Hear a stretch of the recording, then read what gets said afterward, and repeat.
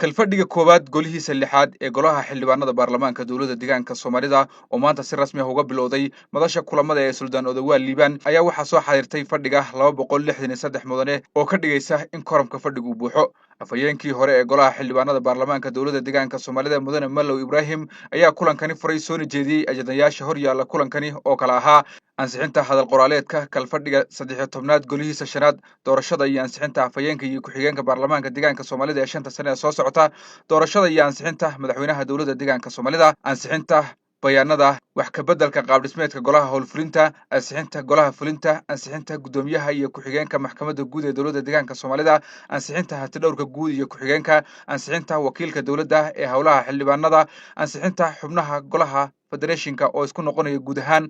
9 ajande. kalfadhigan marka laga tago xildhibaanada sidii caadiga ahayd baa soo xaadiray waxa uu heliyay ergooyin isugu jira mas'uuliyiin odayaal dhaqameed ganacsato iyo mas'uuliyiin sare oo ka socda ururada mucaarad iyo aqoon-yahano deegaanka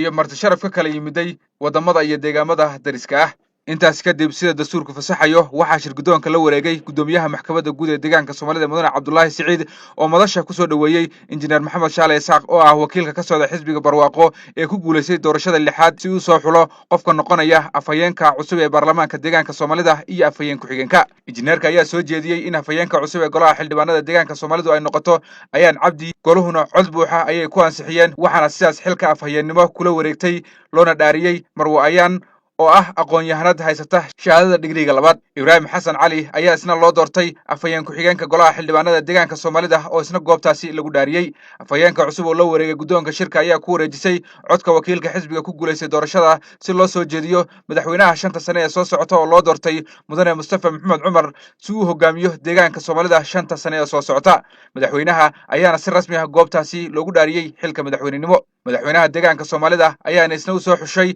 madaxweyne ku-xigeen Ibraahim Cusmaan Faarax baarlamaankuna cod aqlabiyad leh ayaa ku ansixiyeen inuu Ibraahim Cusmaan Faarax noqdo madaxweyne ku-xigeenka deegaanka Soomaalida ee 5 sano ee soo socota.